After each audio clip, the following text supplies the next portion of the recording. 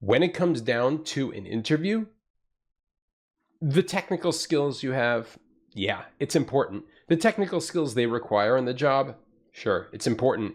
The brain teasers they have, great, you should prepare for those. But if you can relate to the interviewers, you got the job.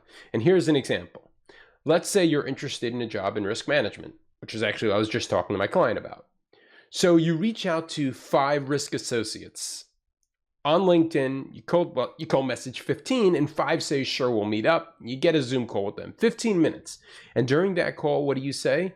You say, can you tell me a little bit about your day? And then they tell you about the day and say, what are the pain points that you go through every day? And you listen, and they might say something like, okay, so we get this data extraction, and it's really annoying because it has historical stock data, and then we see 5 days in a row where the price is the same, and we know that's not true. It changes every day. So what do we do?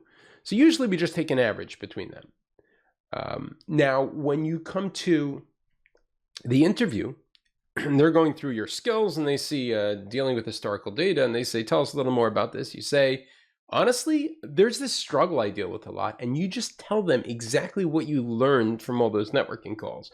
I struggle with data because it comes in, it's just not clean, and there are gaps, and I see repetitive prices, which are clearly wrong. And I know most people, you can say, most people would just take an average between it, but I like being a little more technical, so I wrote this linear interpolation code, or I wrote this cubic spline interpolation, and it makes a nice curve to interpolate between the data points. And you are speaking their language. And when they leave the interview, and they go and they're talking with their teammates about every interviewer, okay, this Mark Ross character, sure, he got some of the brain teasers wrong, but when it came to understanding what we do, he totally gets it. He knows exactly what our pain points are, our struggles dealing with unclean data, and he has great suggestions on how to fix it up. Let's bring him back for round 2. This is the real deal. This is how I got into Morgan Stanley in the first place. This is how one of the ways I just smashed every interview that I've done in finance.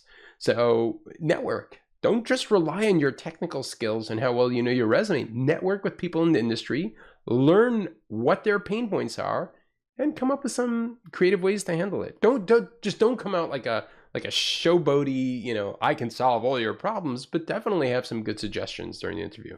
All right, I hope this helps. Let me know any questions you have about networking down below or interviewing. I'm happy to help.